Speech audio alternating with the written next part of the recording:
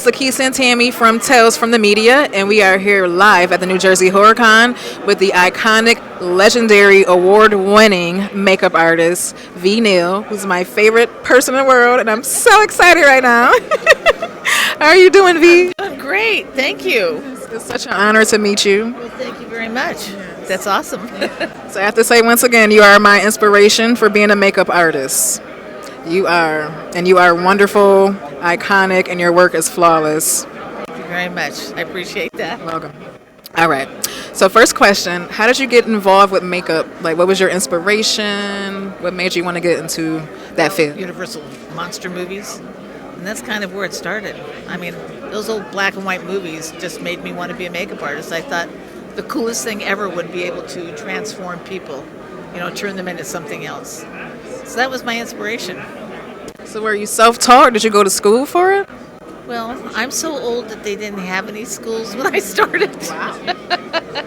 So, we had a couple of, like Richard Corson makeup book, but really there was no schools to be, for teaching. So basically we were also self-taught. The people that started like in the early 70s, a lot of the makeup artists that are around right now, like, we would call up Rick Baker and I would call up Dick Smith and we'd ask Dick, questions on how to do this and how to do that.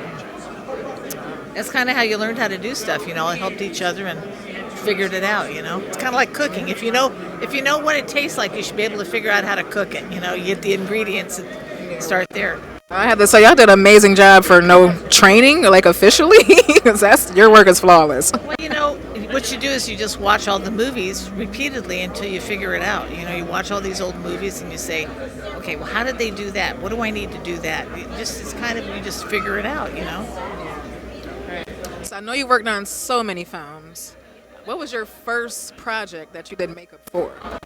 Ooh, gosh. Well, let's see. I used to work for Charlie Band, who was kind of like the Roger Corman the same year. And so Charlie Band, I did I don't think Charlie did Tourist Trapped. He might have, but I did like Tourist Trap, Laser Blast, and The Daytime Ended, and all these like really hokey kind of sci-fi movies. And then I got in the union, and my first big job was Star Trek: The Motion Picture with Fred Phillips, who was my mentor. That's amazing. Star Trek? Yeah, the first Star Trek film. Wow. Well, I have to say, one of my favorite films that you did is Edward Scissorhands. Oh my gosh. So let's talk a little bit about that and the process of how you came up with the concept for the makeup and how was it working with Johnny? Well, first of all, the concept for the makeup was designed by Tim Burton because he does like drawings of all of his characters. And when I came into it, they'd already done mock-up heads of Johnny over at Stan Winston Studios. So basically my job was to actually put it on a human being and bring it to life and, pick the colors that were going to be used to create the character. So that was kind of where I came into it. I brought it to life, but the colors were basically chosen by Tim Burton because that's sort of his aesthetic, So is that usually how you come up with your ideas? They kind of... it really depends on the film, how it comes about, who the director is, where things happen. Every film is different, Like Tim Burton, I did Beetlejuice for Tim, but he didn't come up with that design I did because he just didn't really know where to go with the guy. He kind of looked like a derelict when he gave me the drawing. And I just said, after I did the test makeup with him looking like a derelict, he said, oh no, we don't want to look at that for a whole movie. And I went, okay, well, finally just came down to, well, let me take him back to the trailer and do what I want to do to him. And that's how we came up with Beetlejuice. So, every movie is a little bit different. All the directors work differently. Unless there's a creature that is created, a long time ahead of time, and a actual makeup studio is involved in the creation of the characters and building the character, then, I would come in and just bring the character to life, choose the colors that would work on the character, choose, different the methods of application, etc. So a lot of times, you're just kind of like a part of the process, you're part of the engine, Speaking of Beetlejuice, I was Beetlejuice for Halloween like 2 years ago. I'm going to show you that picture and you can tell me if I did a good job, But are you working on the new Beetlejuice at all? No, because they're shooting that in England because that's where Tim Burton lives now. So he shoots everything over there. It's much cheaper to work over there. So I know they're coming here to New England to do some exterior stuff, but no, for the most part, the film will be done over there. Wow, interesting. Okay, so out of all the jobs you've done, what was your most favorite and your most challenging makeup to complete? God, I've had a lot of favorite makeup, so I don't know. Challenging can be anything. It could be like bad weather conditions. It could be anything. Like challenging was Pirates, to keep all those guys together when it was so wet and hot and sticky, and they were wearing a lot of clothes and sweating to death. Making sure I got Robin Williams makeup on in the same spot every day so he didn't blow it out with sweat. Just different things, different jobs have different challenges.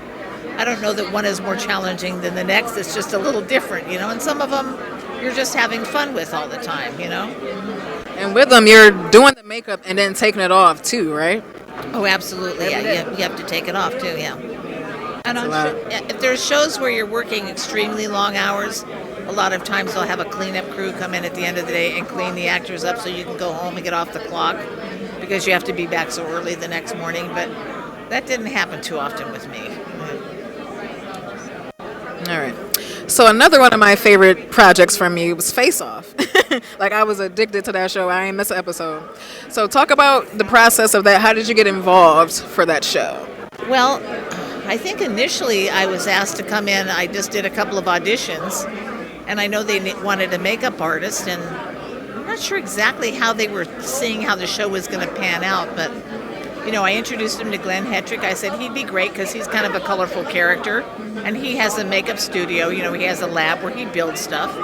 So he would be the builder, and I was the makeup artist. At the beginning, we had Patrick Tatopoulos, who is a designer. So he was a creature designer. And then eventually we had Neville Page. So it was kind of great because they had a designer, a makeup artist, and a builder, I love that show. I think they should really bring that back again. It's missing. I absolutely agree. And and also I think they wanted a woman, and they needed a woman that had a lot of credentials, which I did have. So that was probably why I got the job. All right. So last question. What is Miss V working on right now? What can we see from you coming up with your makeup work? Miss V is retired, and I opened a makeup school. Where? Legends Makeup Academy. Wait, location? North Hollywood, California. You might gonna see me there, Miss V. I'm serious. Right there, that little, yeah, give me that. So there is Legends Makeup Academy. There's some little ad for it right there. Oh yeah. So y'all know I've been wanting to work with this lady forever. So maybe this is the sign. Hollywood. Mm-hmm. Thank you so much, and enjoy the rest of the con. Thank you. Carry on, babe. Welcome. Adorable.